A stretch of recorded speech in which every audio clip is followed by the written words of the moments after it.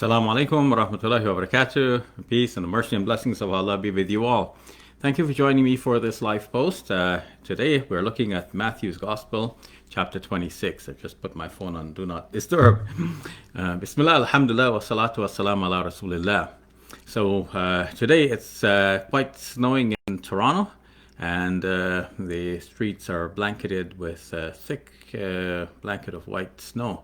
And that leads to a lot of light reflection behind me, so I had to close the curtains, otherwise too much light behind me. Okay, so today I pray to Allah that He will accept our humble efforts to understand a message that He has revealed through all of His prophets, including the last of all of His prophets, our Prophet Muhammad, peace be upon him. I pray that He will bless us all from around the globe. May Allah subhanahu wa ta'ala shower peace and blessings upon His beloved Prophet Muhammad sallallahu alayhi wasallam, and all of the noble messengers and prophets of all time, all of the righteous people of all time. And may Allah bless you and all of the people around you. I'll take a sip of water and then we'll get started, inshallah. Bismillah. Okay, so Matthew chapter 26 today, and I want to look at a different version. Last week I was looking at the Peshitta translation, and now let me go back to the New International Version Bible, which is a very popularly used one among evangelicals today. So Matthew chapter 26, the plot against Jesus, so reads the subtitle, the first subtitle. When Jesus had finished saying all these things, he said to his disciples, "As you know, the Passover is 2 days away, and the Son of Man will be handed over to be crucified." Then the chief priests and the elders of the people assembled in the palace of the high priest, whose name was Caiaphas, and they schemed to arrest Jesus secretly and kill him, but not during the festival, they said, or there may be a riot among the people. So here we have Jesus referred to as the Son of Man. Now, he's not talking about a futuristic individual to come in the future. He's talking about himself, apparently, and he's referring to himself as Son of Man. So he knows this is going to happen to him, and the other places in the Gospels have very detailed predictions. Not only is he going to be handed over to the crucified, he's going to be flogged and so on. So as if there is a detailed schema of events, and he knows all of the details. Now, how would the Prophet Jesus, on whom be peace, know the details of his future? That could be if God reveals it to him. So it wouldn't mean that he is God. And second, it is doubtful that Jesus, on whom be peace, actually predicted in such a detailed way that he's going to be crucified. If he said, he's going to Jerusalem and he's going to be crucified, then this could be understood as, part of the natural wisdom of the time. He knows that if, preaching what he's preaching, speaking of the temple authorities the way he is doing, if he goes to Jerusalem, certainly they're going to kill him. So he could be speaking with that kind of human certitude. But of course, that human certitude could be something that is fallible, and one would, give room for the difference between that which is revealed to Jesus, on whom be peace, by God as a piece of definite knowledge that cannot fail, and on the other hand, that which he arrives at by ijtihad, or by looking at the signs of the times, as he said elsewhere, that you know the seasons, you see the clouds building up, and you know it's going to rain. So he's seen the clouds building up here. He knows it's going to rain. He knows if he goes to Jerusalem, this is what they will try to do. But of course, God has His own plan. The Quran says, وَمَكَرُوا مَكَرَ اللَّهِ. They plotted and God planned. وَاللَّهُ خَيْرُ الْمَاكِرِينَ. But God is the best of those who plan. So it is the best of planners is God, and His plan is the one that will prevail.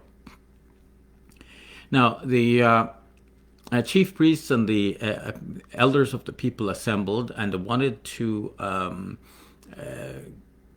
have Jesus arrested and killed secretly, but they didn't want to do it during the festival because there were too many people around. The crowds will be too great. You can't do this in secret. Otherwise, there will be a riot among the people. They're afraid. Now, why would they think that there's going to be a riot among the people? So one possibility would be that by this time, Jesus had achieved a certain degree of fame and popularity. So if you grab him and crucify him, there's going to be an uproar from the people. It's going to be a riot. There's going to be a lot of resistance. So that could be the issue at work here. But then, if Jesus was so popular, then why, in the end, the people did not rise up. The people did not try to defend him. So that is a little bit of a puzzle remaining there. Okay, Jesus is anointed at Bethany. That's the next subject heading.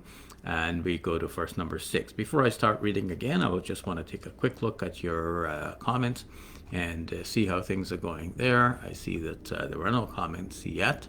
But there are some people viewing, and I thank Allah for that. I always feel elated when there are people who are listening to what I have to say. Otherwise, if I'm speaking to myself, I may as well turn off the live stream.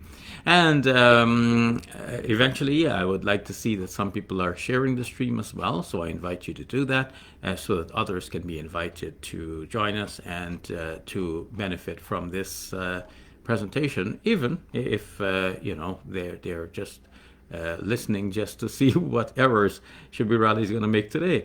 But hopefully what I have to say is beneficial, and some people will benefit from this whole discussion. And of course, I present things in such a way that whether Muslims or non-Muslims, everyone can watch and enjoy and go away with something. Some people may agree, some people may disagree, but nonetheless, we all come away being more informed than before.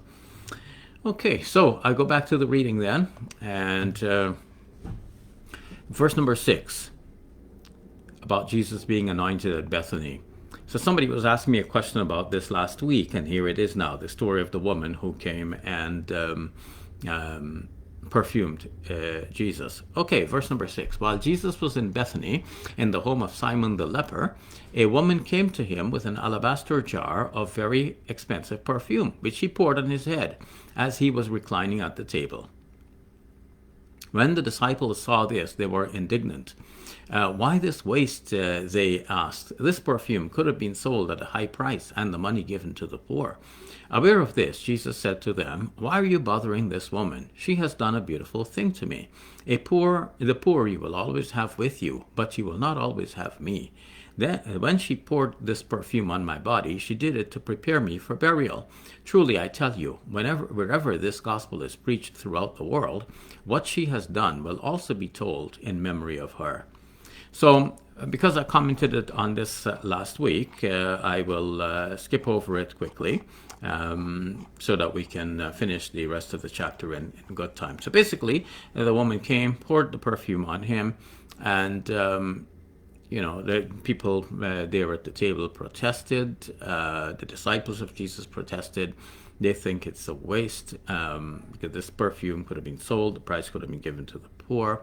But Jesus said, "Why are you bothering the woman? She did a beautiful thing. You will always have the poor, but you will not always have me."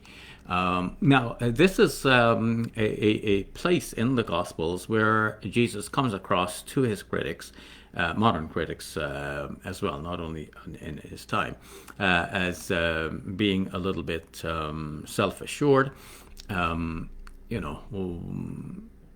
Of course, most people would say, go look after the poor. It's a good idea. Yeah, why waste the perfume on me? Go give it to the poor. But Jesus is, giving another commentary here. He's saying, the poor you will always have, but you won't always have me. What the woman has done is to prepare me for burial. Now, some see in this that maybe Jesus was remembered as not having been given a proper burial. So to compensate for that, this story arose to satisfy the faithful later on that, he wasn't perfumed in time for the burial, not during the burial procedures themselves, because that was obviously hurried, and nobody knows who exactly was in charge of that. But stories are there, as we'll come to, even in this gospel. But you have to think of this these stories coming together much later. Later on, when these stories are being put together by the community that followed Jesus, on whom be peace, they want to have a nice story about how Jesus was buried. But the best they could remember was that he was given a hurried burial, and not necessarily by his disciples. I mean, there is Joseph of Arimathea, but the questions have been raised about his exact status vis-a-vis the disciples of Jesus. Was he really a disciple? Was he just a rich Jewish person of, belonging to the synagogue? And did he just simply have secret sympathies towards Jesus, or was he really a follower, and so on? So with all of this in mind, there is a question about whether he was given the proper burial rites. And so in hindsight, some Christians are thinking, if we can call them Christians by this time, that, well, you remember that story of the woman who came and anointed Jesus' head with perfume? Well, what she was doing, in fact, was giving him the burial rites in advance. So he didn't get perfumed during the burial procedure, but you see, he got perfumed before that. So that's it. Everything is now fine. We're satisfied. He was given a good and decent burial, though his perfuming was done while he was still alive. So a story like this is said to have been composed in that milieu in which Christians had this doubt and misgiving, and the story is given in consolation for what didn't happen. Okay, and now verse number 13. Truly I tell you, wherever this gospel is preached throughout the world, what she has done will also be told in memory of her. Now, the interesting thing, however, is that her name is not given in the story. So the people can remember that there was a woman, but they don't remember her name. Whereas you would expect that when Jesus said this, people would want to know, okay, what's the name of this woman? And when they tell her story, they would want to tell the story with her name in the story intact. Okay, so we move on.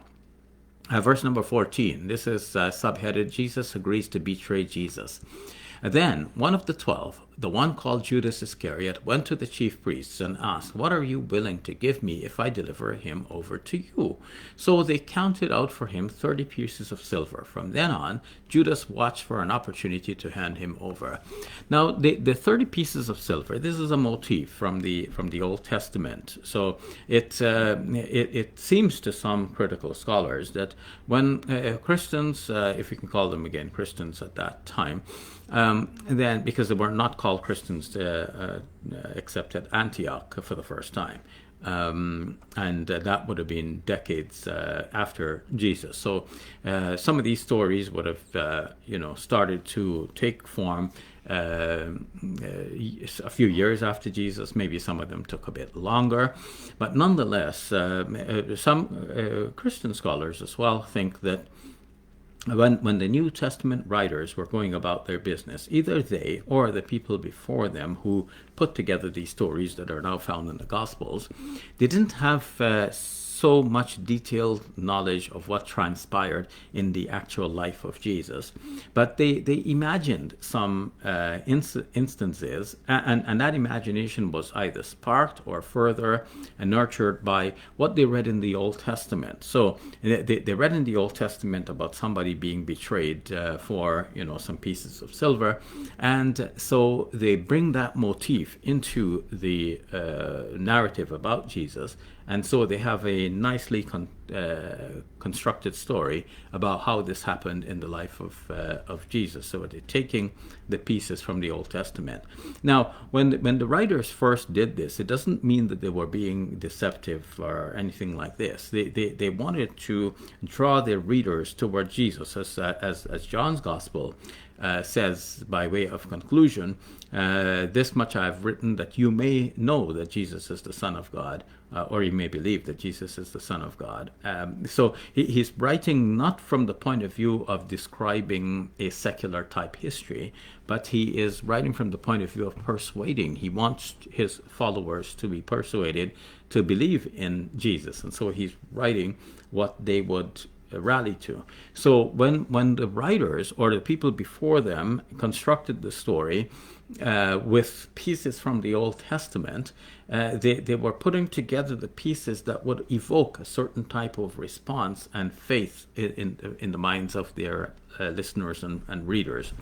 So they know that when they bring that story, the listeners will say, yeah, that happened with that person as well. Something like this can appropriately be said in describing Jesus. But of course, with the passage of time, people forgot that these were deliberately constructed stories, and they thought that this was an actual story of the person. It's almost like somebody not having photography at the time. They draw a portrait of the individual, and the portrait of the individual may not be a full and exact representation of that individual. But later on, when people see, like initially, everyone knows that this is not an exact portrait. They can look at the portrait, they can look at the individual, and they say, well, this doesn't really match. This portrait doesn't really look that much like the individual. But now the individual dies, decades pass, generations come and go. A later generation looking at that portrait, that's the only thing they can see of that individual. And to them, this portrait is the representation of that individual. They have no other representation to go by.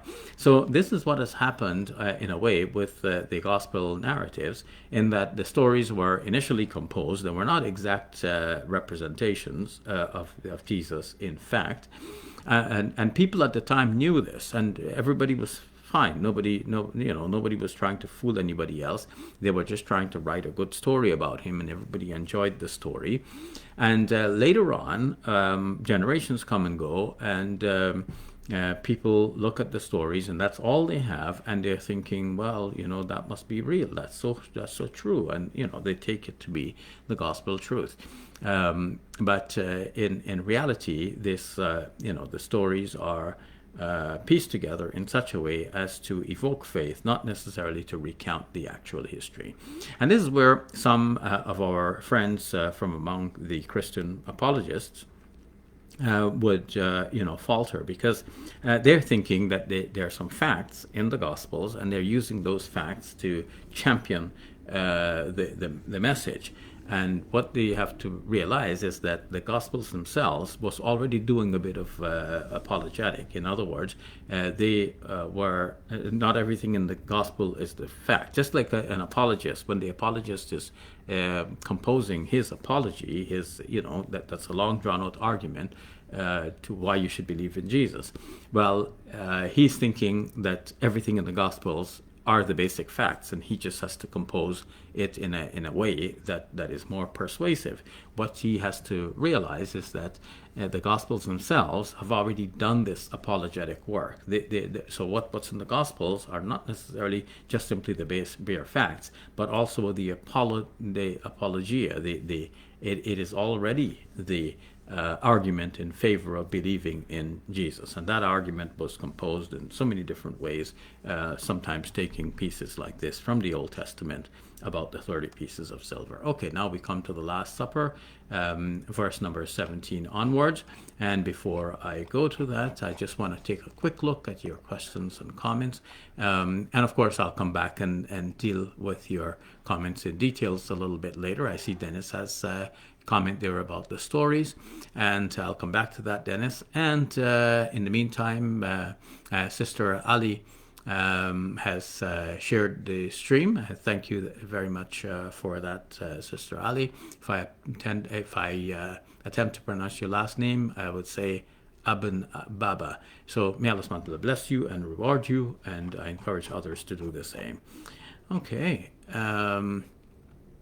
So now, coming back to the reading of Matthew's Gospel, then, we are at verse Number 17, on the Last Supper. Okay, on the first day of the festival of unleavened bread, the disciples came to Jesus and asked, "Where do you want us to make preparations for you to eat the Passover?" He replied, "Go into the city to a certain man and tell him, the teacher says, my appointed time is near. I'm going to celebrate the Passover with my disciples at your house." So the disciples did as Jesus had directed them and prepared the Passover. When evening came, Jesus was reclining at the table with the 12, and while they were eating, he said, "Truly I tell you, one of you will betray me." And they were very sad and began to say to him, one after another, "Surely you don't mean me, Lord?" Jesus replied, "The one who has dipped his hand into the bowl with me will betray me. The Son of Man will go, just as it is written about him, but woe to the man who betrays the Son of Man. It would be better for him if he had not been born." Then Judas, the one who would betray him, said, "Surely you don't mean me, Rabbi?" Jesus answered, "You have said so." While they were eating, Jesus took bread, and when he had given thanks, he broke it and gave it to his disciples, saying, "Take and eat, this is my body." Then he took a cup, and when he had given thanks, he gave it to them, saying, "Drink from it, all of you. This is my blood of the covenant, which is poured out for many for the forgiveness of sins. If I tell you, I will not drink from this fruit of the vine from now on, until that day when I drink it new with you in my Father's kingdom." When they had sung a hymn, they went out to the Mount of Olives. Now, Jesus is having this a meal with his disciples, and he is now predicting, one of you who's sitting here at the table, dipping in the same bowl with me, is going to be, dipping, meaning that they take the bread, they dip it into the soup, and so on. That one of those very persons is going to betray him. And when Judas Iscariot, who would be the one whom we know from the story later on, actually betrays him, when he said, "Surely not I, Rabbi." Jesus said, "You have said so." And this kind of reply would seem to indicate, it at least sounds non-committal to us, but in the language of the time, the idioms of the time, it may mean very well that you are the one. And in fact, in another gospel, perhaps that was the Gospel of John, if my memory serves me right, and Jesus actually says to one of his disciples, "It's the one to whom I give this morsel." And then he dips the bread and gives it to Judas Iscariot. And as soon as Judas Iscariot eats that, Satan enters into him, and then he is confirmed to be the one who is going to betray Jesus. And that calls into question the whole scenario of the predetermination of this event, and the people who are so predetermined to cooperate with the enemy to get Jesus killed. So if Judas Iscariot was already predetermined to carry out this betrayal, then how would he be responsible? Now you might say that he was predetermined by his own deeds over time. But it would still mean that somebody had to betray him. And if it was predetermined from all eternity that Jesus's Jewish opponents would betray him, well, then that has to be given as a fact that is irreversible. And, it would have to be that God has set up such a system that will ensure that he gets, or his son gets crucified in the whole grand scheme of things. And that is a major problem. Now, that he took the cup and gave it to them and said, "This is the blood that is poured out for the forgiveness of sins."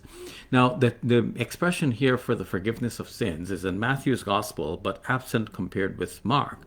However, when Mark said that Jesus was baptized, he said that people were coming to John the Baptist to be baptized. He was preaching a gospel of the forgiveness of sins. It seems that Matthew at that point, it is clear that Matthew at that point did not include mention of the forgiveness of sins. And it seems that the reason he didn't say it at that time was that he reserved the words to include them here, according to what some Christian scholars have said. And so he took the words from there and brought them here.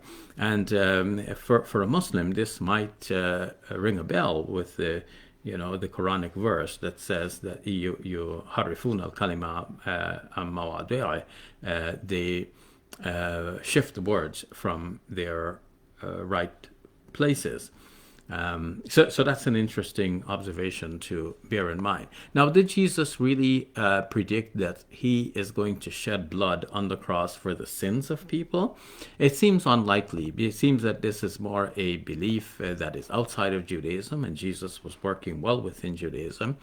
And this is an idea that was expounded by Paul in his writings, and this became, a part of a mainstream thinking that and it's out of that same stream that the Gospels were produced. So we think of Jesus preaching first and Paul coming later, but the Gospels about Jesus were written after Paul. So, and they're influenced to a great extent by what Paul has already written. So this idea that Jesus died for the sins is, found here in Matthew's Gospel. And curiously enough, it is not so prominent in the Gospel according to Luke, to the extent that some Christian scholars think that Luke does not have this theology of the cross that is found in the other Gospels. So this one is a fairly long chapter compared with some others. So I will go through a little bit quicker with less commentary. So now, Jesus predicts Peter's denial. Verse number 31, Then Jesus told them, This very night you will all fall away on account of me. For it is written, I will strike the shepherd, and the sheep of the flock will be scattered. But after I have risen, I will go ahead of you into Galilee. Peter replied, Even if all fall away on account of you, I never will. Truly I tell you, Jesus answered, This very night before the rooster crows, you will disown me 3 times. But Peter declared, Even if I have to die with you, I will never disown you. And all the other disciples said the same. Then Jesus went with his disciples to a place called Gethsemane. And he said to them, Sit here while I go over there and pray. He took Peter and the 2 sons of Zebedee along with him, and he began to be sorrowful and troubled. Then he said to them, My soul is overwhelmed with sorrow to the point of death. Stay here and keep watch with me. Going a little farther, he fell with his face to the ground and prayed, My Father, if it is possible, may this cup be taken from me, yet not as I will, but as you will.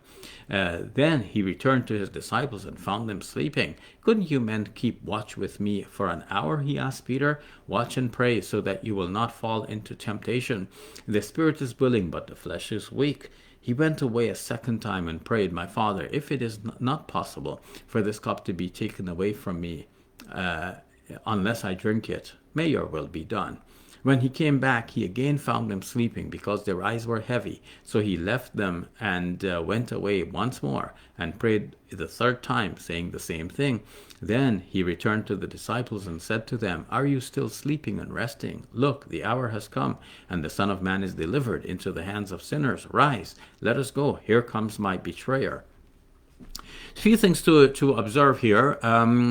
So Jesus is praying to be saved. Why would he, if this was the plan from the inception? One might say, well, he was suffering from a moment of human weakness, and God strengthened him, especially according to Luke's gospel.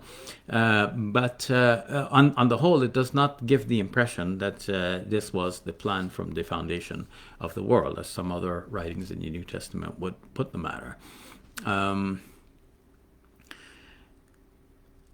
His predicting that Peter will betray him, here too, the betrayal would have to be seen as part of a predestined program. And one might wonder, if it was already predestined that Peter would betray him, what choice would Peter have in the matter at the time? Would he be able to resist that which was already predestined for him? So these are interesting thoughts. Now, the fact that Jesus was praying like this for, something else to be done, Father, take this cup away from me,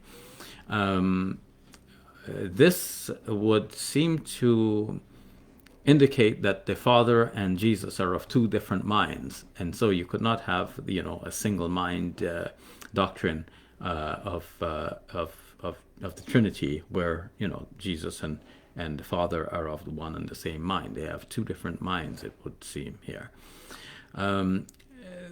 the fact that Jesus would be asking to be saved from the cross, it represents the Father as not being very caring for his Son. Because you know how famous verse of the Bible, John chapter 3, verse 16 says, Father so loved the world that he gave his only begotten Son. Well, one might ask about the love of the Father for the Son in this case. Anyway, and one might, for Muslims, the whole question of the justice of it all is brought to light with this scenario.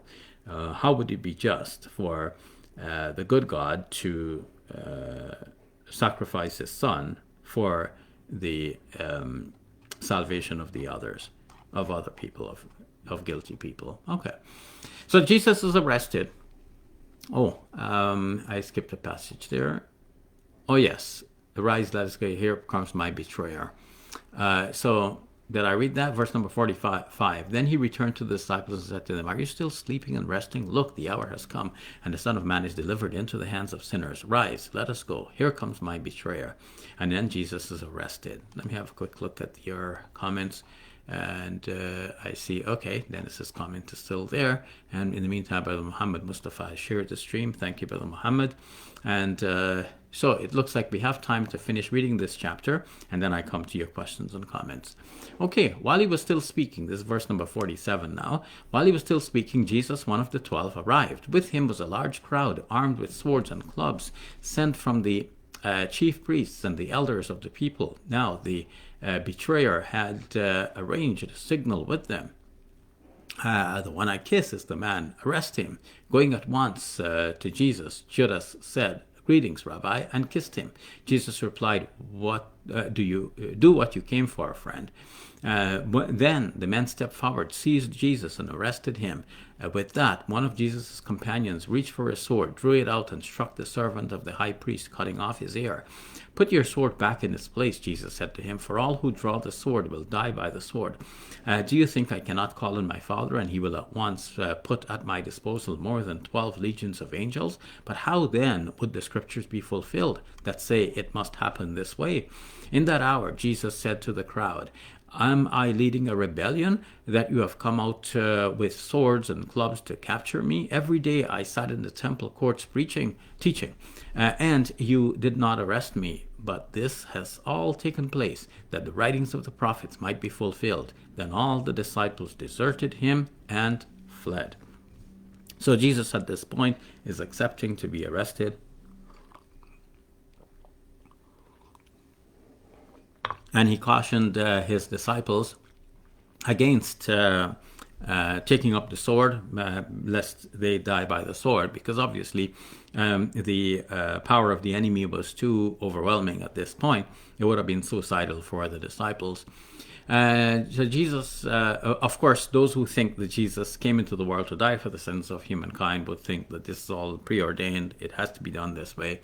But a lot of this is like reading back into the story based on past, later hindsights, reimagining the past. Okay, now Jesus comes before the Sanhedrin, verse number 57. Those who had arrested Jesus took him to Caiaphas, the high priest, where the teachers of the law and the elders had assembled. But Peter followed him at a distance, right up to the courtyard of the high priest. He entered and sat down with the guards to see the outcome. The chief priests and the whole Sanhedrin were looking for false evidence against Jesus so that they could put him to death. But they did not find any, though many false witnesses came forward. Finally, 2 came forward and declared, This fellow said, I am able to destroy the temple of God and rebuild it in 3 days. Then the high priest stood up and said to Jesus, Are you not going to answer? What is this testimony that these men are bringing against you? But Jesus remained silent. The high priest said to him, I charge you under oath by the living God. Tell us if you are the Messiah, the Son of God.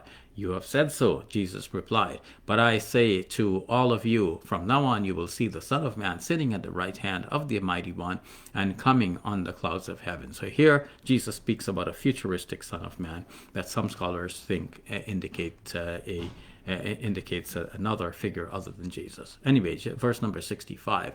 Then the high priest tore his clothes and said, He has spoken blasphemy. Why do we need any more witnesses? Look, now you have heard the blasphemy. What do you think? He is worthy of death, they answered. Then the spit in his face and struck him with their fists. Others slapped him and said, "Prophesy to us, Messiah, who hit you?" In this whole passage here, we have Jesus being condemned for blasphemy, but it is hard to see what the blasphemy was at this point. Some who want to say that Jesus claimed to be God would want to find it right here, but he wasn't claiming to be God. All he said is that, you will see the Son of Man sitting at the right hand of the Mighty One and coming on the clouds of heaven. So he wasn't even claiming to be the Mighty One. So what was his blasphemy? It can only mean that, as the Gospels have shown, that his opponents are looking for some way to put him to death, and by hook or crook, by any means possible, they're trying to achieve that end. We're coming now to the last section, and you can ask me any questions if you want about this, because I'm going over it quickly without stopping to give detailed comments. Okay, because as I said, this one turned out to be a bit of a long chapter, some 75 verses, but now we're at 69, verse number 69. Okay, Peter disowns Jesus.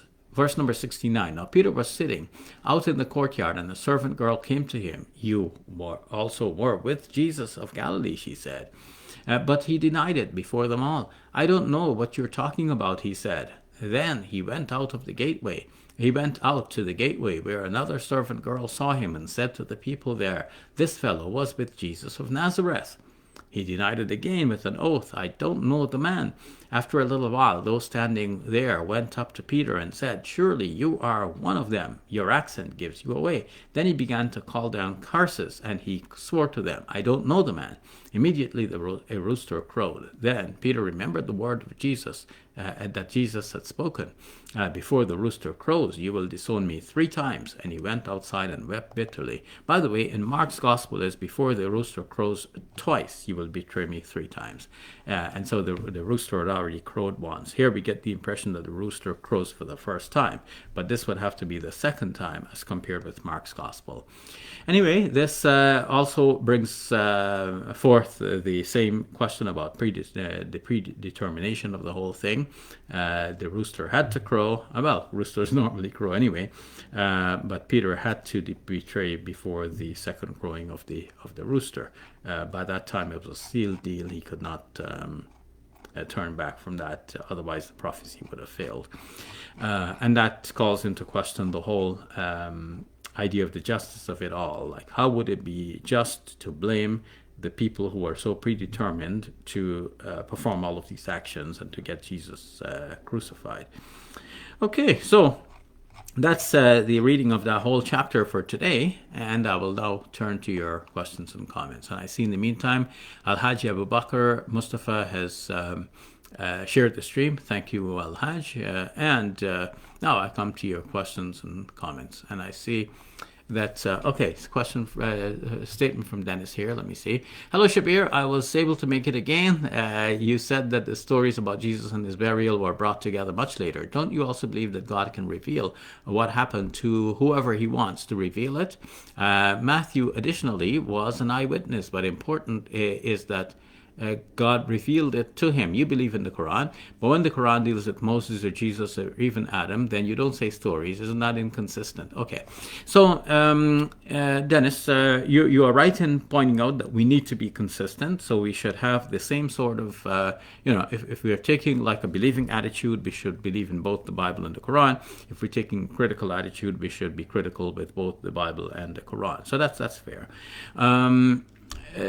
So now, what attitude should we take? I think we should take the attitude of a careful student who wants to understand the scriptures as they are for what they are. So when we turn to the Quran, for example, we want to understand what is the history behind the Quran, how it came to be revealed, how it came to be collected in a book, who wrote it down, and how it came to be passed down to us, and so on.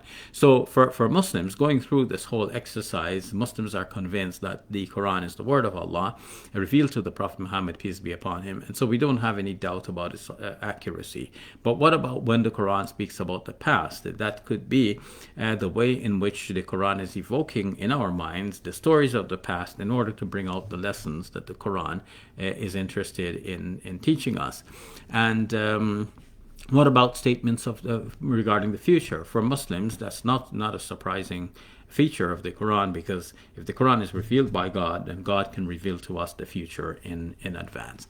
Now, coming to the Gospels, it has long been held by many Christians that the Gospels were inspired by the Holy Spirit, and different theories about the level of inspiration were held. Some thought that it was a verbatim type of inspiration, so that the very words that the apostles wrote were what were somehow inspired into them. Some thought that the Holy Spirit somehow, moved their hands to write in a mechanical way, and it did not go through the thought processes of the disciples. But over time, Christians have become more and more comfortable with receiving some criticism of the Bible, and they are less assured that the Holy Spirit has moved the disciples to write verbatim. But some may think that there are different levels of inspiration. Maybe they're inspired, overall, to write, but they're not inspired in every detail. So they could bring together their own human tendencies, the knowledge that people had at the time, and so on, even though by our standards those were not perfect bits of knowledge, but nonetheless all of that could have been brought to bear, so long as the message itself is that message of salvation that God wanted to be put into the scriptures for the benefit of all. And so there are different levels of understanding of that, of the inspiration. So when the writers were writing, yes, there's a possibility that they could have been inspired, and Jesus himself could have been inspired to speak about the future in advance. But unless we knew that for sure in a secure document, one might want to entertain the other possibility that the things happened, and then after the things happened, then people are looking back at it and say, you know what? Jesus really did speak about this in advance. So a Muslim wouldn't deny the possibility of inspiration and revelation in advance, but a Muslim could pay attention, some attention at least, even to hear first and reject afterwards, but at least to hear what some Christian scholars themselves are saying nowadays, that the stories developed later on in hindsight. It's after the events happened, then the stories come to be put together to say that the events were predicted in advance. Okay. And so Abdul Malik Sulaiman saying, we'll have to consider Matthew a prophet then. Also, Matthew didn't say he was an eyewitness, the same disciple of Jesus. So we shouldn't assume that. And you're right, Abdul Malik. Nowadays, most scholars who are engaging with historical, critical studies would say that we don't have good evidence that Matthew, who wrote the first gospel, was actually a disciple of Jesus, or even that his name was called Matthew.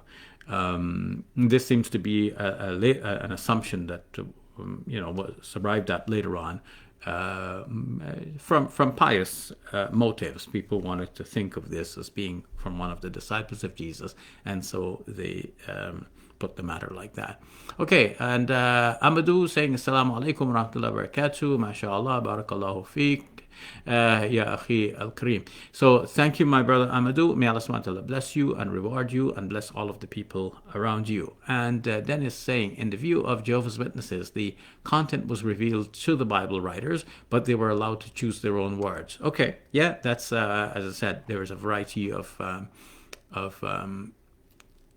interpretations of what it means to for the disciples to be inspired to write. Okay, and then it's saying, in regards to predetermination of Jesus, it only was predetermined that Jesus will be betrayed. It was not predetermined who will do it. But from John 6:70 to 72, we know that Jesus identified his betrayer sometime before he actually was betrayed. So in that case, Dennis, we would have to say that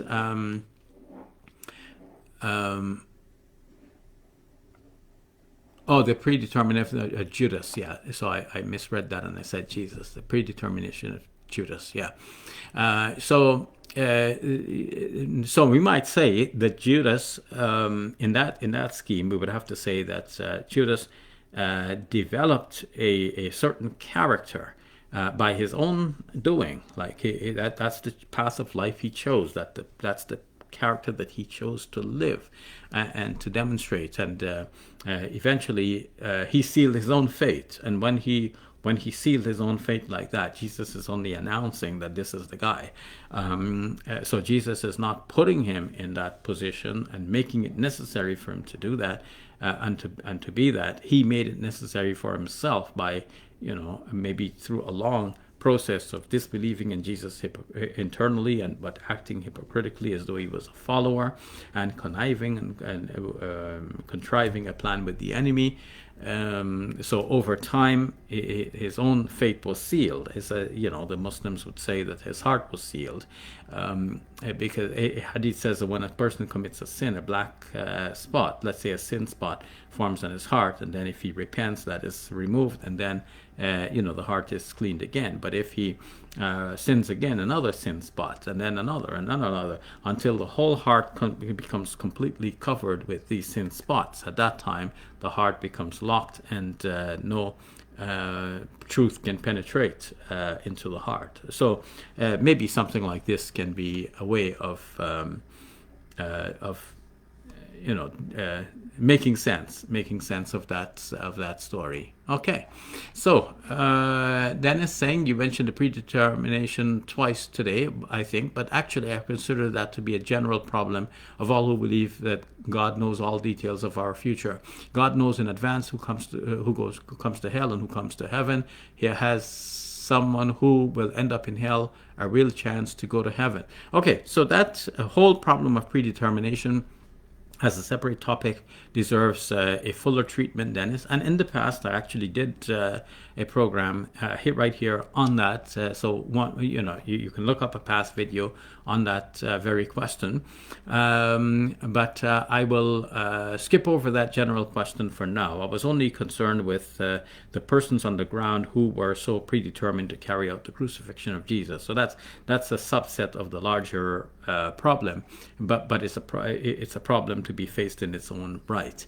And yes, we also need to look at that larger question. If God already predetermined who's going to heaven and who's going to hell, would they be consigned to that place with no possibility of going to the other? I will only answer in brief now by saying, in my humble way of understanding the Islamic conception of predetermination, as we can gather from the Quran and from a careful reconstruction of the history of this thought as it occurs in the Hadith. The best way of explaining this would be to say that yes, God created heaven and hell, and he knows in advance that statistically a certain number of people will go to heaven and a certain number will go to hell, but he didn't predetermine the specific persons to go to hell, because if he predetermined the specific persons to go to hell, there will be little wisdom in creating those specific persons, because from the inception he would know that I'm creating these persons for hell. And one might ask at that point, well, why did he even bother to create them? Because he's the good God, merciful and compassionate. Why would he be creating some people knowing that these people are going to hell? It must be that he created them with both possibilities to go to either heaven or hell. He gave them guidance and gave them the intellect to choose the right path. But if they choose the wrong path, then they end up in hell by their own choice. And while God knew that this is a possibility for them, God did not predetermine that possibility, but left both paths open. And there, when God is creating, he knows statistically that some will go to hell, but he didn't predetermine the precise ones, but he gave them that possibility. And it is by some random development that some individuals choose the path that goes to hell.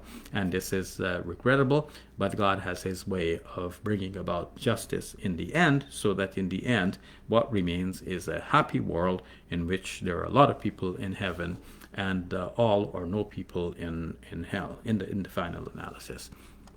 So the of course, we know that some people will suffer in hell and then be taken out and washed in the water of life and put into heaven. And then there's a question about what will happen to hell in the final analysis. Will it be destroyed with all of its remaining inhabitants, or what will happen? So it's some bit of a mystery there, but there are some important scholars in our Muslim history who thought that hell is temporary, and I'm inclined to that position. Okay, so Nur Bayan Moha shared our stream some time ago as well, and I want to give thanks again to Al-Haji Abu Bakr Mustafa and Brother Muhammad Mustafa and Ali, Sister Ali Ibn Baba. May Allah subhanahu wa ta'ala bless you all. I thank you all for being here, for sharing the stream. I thank those of you who are here and commented. I see a comment coming in from Dennis as well, saying another question: what is your view on singing for God? Matthew 26:30, it says that Jesus and his disciples sang praises. Yes. So in Muslim contexts as well, there are songs which are known as qasidas or qasaid, and there are other munajat, songs which are composed in prayer of God and in praise, in prayer to God and in praise of God. And there are other devotional songs as well. So it's not far into the Muslim thought, but as part of our formal prayer, the closest we come to singing is reciting the Quran in a melodious way as part of our formal prayers. So thank you all. Dennis saying that he remembers that. I think he's referring to the fact that I had a detailed discussion on predetermination, which can be found in a video on my Facebook page. So look for that, and may Allah subhanahu wa ta'ala bless you all. So my brothers, sisters, friends, thank you all for joining me today. Please continue to support the humble work that I do for the sake of Allah. Go to our website, islaminfo.com, and send us a donation there. That's how you can help the mission. May Allah subhanahu wa ta'ala bless you and reward you, and bless all of the people around you. May Allah keep you all safe from COVID-19 and from every other sickness, disease, stress, and distress. May Allah subhanahu wa ta'ala protect the entire world, the plants, the animals, the birds, the insects, the fish. May Allah subhanahu wa ta'ala protect everyone, everywhere. May Allah subhanahu wa ta'ala bring peace to our war-torn world. May Allah defend the people who are being attacked and oppressed everywhere in the world. May Allah accept from us this humble dua, and may Allah subhanahu wa ta'ala bless us all to continue this. So I look forward to seeing you again next week, and every week here. So next week, 12:30 p.m. Toronto time, right here on my Facebook page. In the meantime, peace be with you, and the mercy and blessings of Allah. Fi amanillah. Assalamu alaikum wa rahmatullahi wa barakatuh.